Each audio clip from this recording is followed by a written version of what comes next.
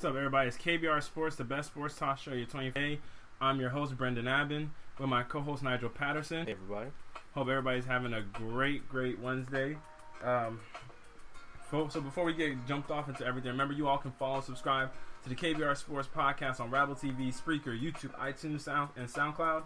Also, don't forget you can go on the KBR Sports Twitter page at KBR_Sports with live links and show topics that are tweeted prior to every single show. Also, don't forget you can call in at 571-991-0566 in order to join in on any KBR Sports show topic that may be getting discussed in the show. So, Nigel, the day, man, how's your day going? Is it just another day, or is there something? Another day. Is there a particular thing? It's just another day. So there's nothing interesting today you want to get. You feel it's on your heart. Not an interesting guy, Brendan. There's not one thing that you feel like is hitting you that's bothering you. I feel like some players are getting disrespected these days. Really? I feel like, what sport? of course, basketball. You said of course basketball. Yeah, basketball. So 2K releases its ratings, obviously, throughout the, to get people hyped for the game. And Derrick Rose, former MVP Derrick Rose, what did he average last year? 18, 4, and 5, I think, or something like that. 3 and 4, somewhere around those numbers. Got a 78, lower than Lonzo Ball, Markelle Fultz, who never played a game in the league so far. Is that disrespectful? I mean, Does that seem like, Lonzo's never played in the game. Never played a game. Hasn't played a single game. I don't know. Markelle Fultz hasn't played a single game. He hasn't. So in their 80s. And you said Derrick Rose was a 78? Yeah. That is kind of pretty low. I mean, D-Wade's only 84. But I mean, that's kind of really low. I mean, I understand more so Dwayne Wade's than. But they're saying that they're that close to being as good as Dwayne was last season. Top. Oh my gosh. I mean, I think about it like. I mean, how else are you supposed to? Because you got if you're kind of giving them the boost, if you're giving them the boost off of what they came off of in college, 75. Yeah, should be 75s. Okay, we'll touch on this as we continue to go through the show. Remember, y'all can call in at 571-991-0566 to give your thoughts and opinions on the 2K players ratings, and if you feel like they're accurately giving to the rookies, and if the rookies deserve to be higher rated or nearly rated, or in general to some of the players' ratings. We'll put up a Twitter poll actually about what you believe the standard rookie rating should be for players that come out in the top 5 in the rookie NFL, on the NBA draft. So give us your calls, tweet us your thoughts, because I feel like that's going to be an interesting thing. Because I mean, normally 2K does systemically give you 80 rating if you're. Ben Simmons got like 79 or something like that. You said Ben Simmons? Yeah, like 79, 80. When he was So like most of them get. I think Brandon Ingram was at 80 last year, and 2K. Yeah, how did he play? I'm just saying. That's what I'm saying. They all get 80. I mean, it is an interesting claim, but what if they outperform the 80? Then they get boosted throughout the season. Simple as that. So what's wrong with just giving them the 80 mark right now? Because think about it. Are they, when they come in the league, do I think they're better than Derrick Rose right now? I don't know. If some of these guys supposed to be transformative players, isn't that what you're envisioning when you're drafting them? Not every number one pick is a transformative player. Not every number one pick is a franchise generational talent. Anthony Bennett wasn't a generational talent. He definitely was not. Was he 80? He was the first pick overall. Oh no, but I'm saying if his 2K rating wasn't 80, then he doesn't really apply. I don't remember. He doesn't really apply to the conversation then. I'm talking about guys that are like Andrew Wiggins. I think Andrew Wiggins was an 80. Maybe. So a guy like Andrew Wiggins, that ilk of guys, they more so apply to our topic than. I'm just saying. Give the former MVP some respect. You said give the former MVP some respect. It wasn't that long ago. How many years? Well, that's been 7. 7 years. Almost 7 years. Nigel. It's almost been 7 years. Whoa, that's some time, bro. Bro, you were here. You know when Derrick Rose won MVP. Huh? You know when Derrick Rose won MVP. But I'm saying it's like some time though. I mean, the further you get, how quickly they forget. LeBron won MVP 9 years ago. It wasn't 9 years ago. Yeah, first MVP was 9 years ago. Oh, you're talking about his first? I thought you meant the last time he won an MVP. I was like, his first MVP. Oh, damn, sheesh. He's still on 97. LeBron? Yeah. 2017, or it's 2017 now. He won in 2009, 2010 was his first MVP. Derrick Rose? No, sorry, 2008, 2009. I was like 8 years ago. Close enough. Man. All right, yo, let's jump into this first topic. So, there's a lot to get into. Specifically, this first time we're going to touch on Ezekiel Elliott and his accuser now, with more developments coming out on that story. So now recently, in this ongoing developing case with Ezekiel Elliott versus the NFL now, which is going to eventually turn into NFL versus NFL.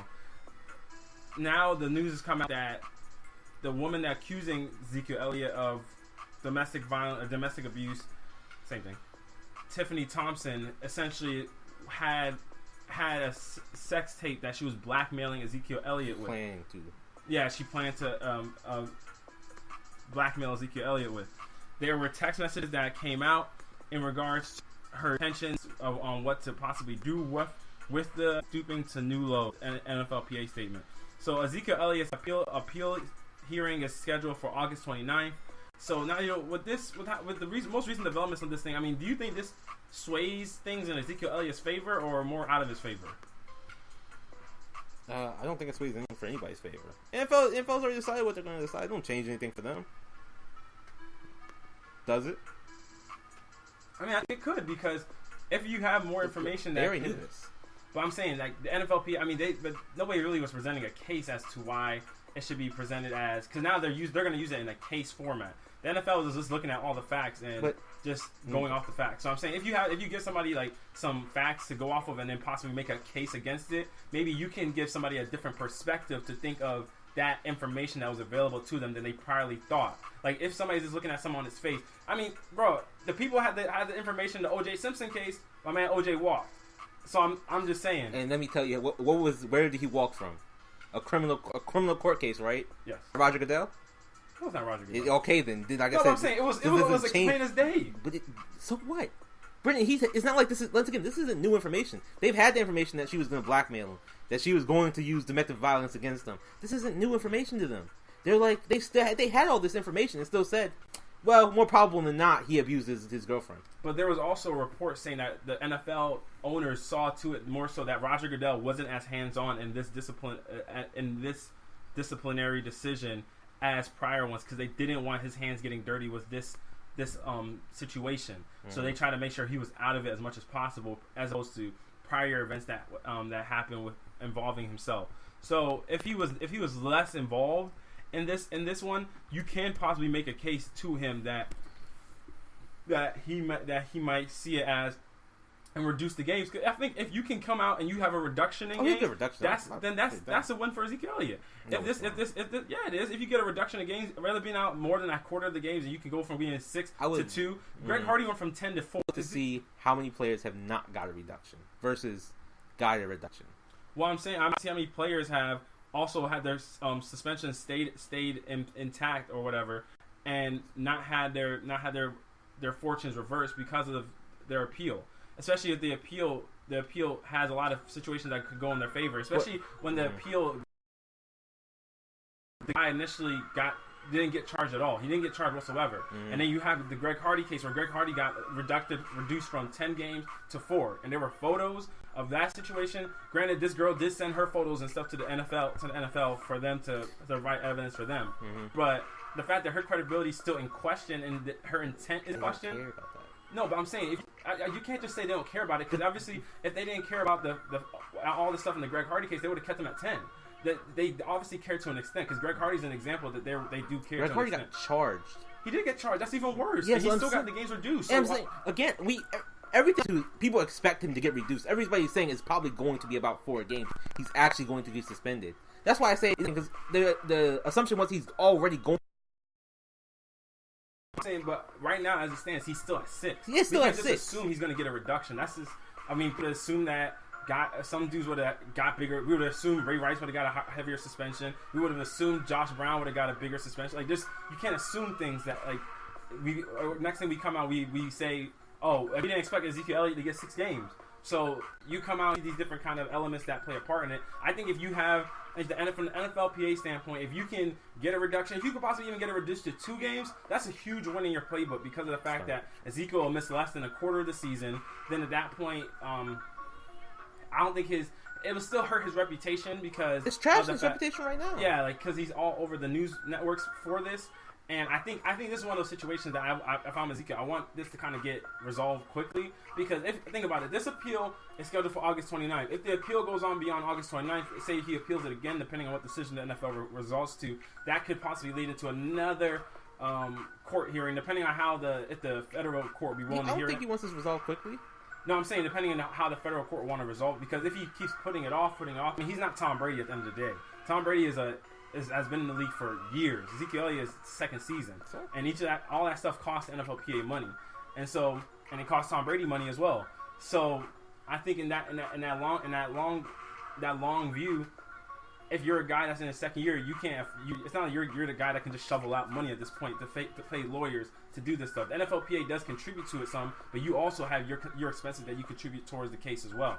And it's even depending if a federal court would be willing to take on the case, because a lot of reason why they took on the Tom Brady versus the NFL case was that Tom Brady came at the standpoint that the NFL conducted itself outside of the CBA. Whereas in this situation, I don't think it's the NFL conducting itself outside the CBA. So I don't know if he would get a federal court appeal beyond this point. But I do think that they could have it could be a win if you can just get it at least reduced. I'd be shocked if they entirely eradicated the suspension, but I think a reduction definitely could happen, because I think if you can make an argument and kind of present the facts in a way that you can see obviously that the woman's credibility is questionable, and that her intentions and stuff for what she was going to do with all the stuff she had available to her, then you can kind of say, okay, well, especially if you have a lawyer presenting the information instead of Roger Goodell and somebody else is reading it in a report, then I think that an NFL provider report, mind you, then I think that could possibly change your fortunes depending on how the chips fell. You can make the assumption based off the past history of the NFL. It's not like I'm saying it's going to get reduced based off like nothing that's ever happened before. The NFL has a history of reducing games if you come to them with an appeal. So saying I assume that it's going to get reduced is a fair assumption to make in this point in time. But my point is the NFL is unpredictable. The same way they upheld Tom Brady's suspension last year, you can't make any assumption with the NFL, because if they feel like your position isn't valid, and they're like you're saying your standpoint, you're saying that they're not going to care about anything that I say that because they have had this. They're not bringing new information. What is if there's not new information? What is on there that make them want to reduce it? If you're assuming they're going to reduce it, and you're saying they don't care about the information, what about the information is going to make them want to reduce it? It's not new information to you from your standpoint. No, so if it's not new information, then what is going to lead? You're assuming they're going to reduce it. Sure. Reduce it based off of what? If it's not new information, they gave him a 6-game suspension because it's all about leverage. They can suspend the guy and say, okay, obviously the public opinion is not going well for them. They're getting trashed by pretty much every single person. But they say, you know what? Look, we don't agree, and there's not 100% evidence. Yes, that he was accused of domestic violence. There's no 100%, but we're on the right side of this, going after a potential domestic violence offender. So they get to proceed like they are on the right side of this. They're doing the justice that's right in the league. That they're on the good side of this for the first time. That's what it is. It doesn't have to be some kind of like,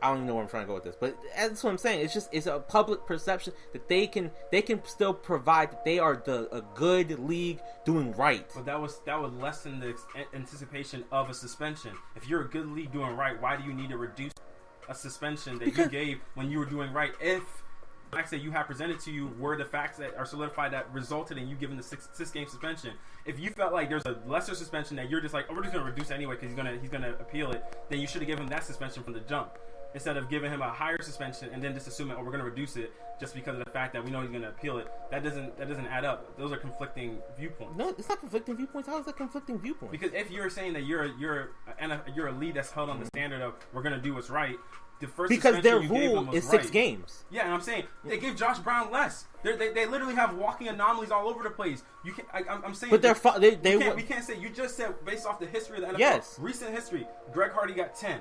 Josh Brown got 4. Josh Brown got 2. Reduced to 1. And I'm saying that's my point. We can't assume that guys are gonna get, because if you're saying that the rule is 6, one guy got 2, and That's what I'm saying. I'm not saying that part's right. They're completely wonked on that part. I'm not gonna argue with you on that part. But the point is that you can present what new evidence did they get in the Josh Brown case? Because they had already been looking into him before it became big news.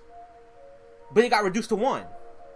If I remember correctly, I can pull it up as soon as I'm going slow. But they had already had information on Josh Brown, and then it got reduced to 1. Greg Hardy. But also Josh Brown's wife also was kind of complicit in that getting reduced as well. His wife in that. Greg Hardy's case was the one I didn't understand how that got reduced. But Josh Brown's wife kind of came. She stood up for him because she wanted to get fired. Josh Brown's wife. That shouldn't affect your ding.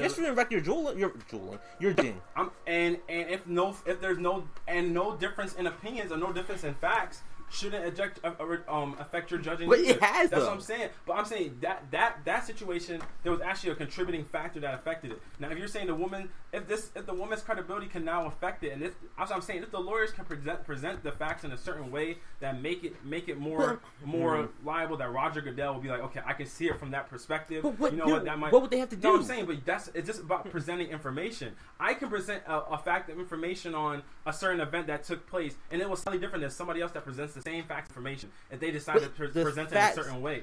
But again, they aren't getting these facts in a year-round thing. It's like they bring something to the table, and it's like, okay, we've seen this all. No, it's not. But I get what you're saying. You're presenting it a different way. Because I can read you a sheet of saying LeBron the game winner for the NBA, sure, for the Cavaliers to win 98-99. Sure. If I say LeBron James hit a falling away fadeaway jumper with 2 guys in his face and heroically made it. And if I say LeBron James hit a easy baseline layup with 2 defenders barely guarding him, it sounds a lot different depending on how you prove the facts. It sounds a lot different. One sounds like a bland thing. No, but one sounds like a bland. One sounds more heroic. One sounds less heroic, and one just sounds like bland on its facts. So I'm saying, depending on how you present the facts, you can sway somebody's opinion depending on how you present those facts to that person. Okay, so what do you think is going to happen? I think they can make a case that will result in it getting reduced. Okay. I think that's why I'm saying this is a positive for them. I think this whole fiasco we're is on the a same positive. Page then. No, I'm saying, but your argument doesn't make it conflicts with itself because you're saying that there's. Because I said I think it's a win for them. You said it doesn't matter. It doesn't make a difference in what my overall thing was going to be. No, but I'm saying the overall thing, you can't assume that it's going to be a reduction. You can though. You can. Yes, you can. Because the NFL has also shown they've been times they don't reduce the suspension. But what do they do more often than not? They haven't reduced it more often than not. Yes, Adrian Peterson was upheld. Tom Brady was upheld. Josh Gordon was upheld. Johnny Manziel was upheld. All those people were upheld. So I don't understand how NFL has shown that they're willing to uphold. Alden Smith was upheld. Adam Pac-Man Jones, his was upheld. I think Vontaze. Which one? Vontaze Burfict. I think Vontaze Burfict got his reduced by one or 2 games. That's still a reduction. I think he got his by 1 or 2 games. But I'm saying there's a lot of instances where it goes both ways. So I'm not saying you can't just presume based on a couple of cases that are very noteworthy to say that they're going to reduce it, because there's just as many cases that show that Roger Goodell upholds his suspensions when he gives them. But all right, y'all, we're going to transition into our next topic. When we come back from the break, we're going to talk about the NBA MVP odds that most recently came out and see what our thoughts are and if we agree with them. It's KBR Sports, the best sports talk show, 24-hour day. Remember, y'all, the live link will end, but wait about 40 to 50 seconds, and the live link will reappear for you guys to tune into. It's KBR Sports.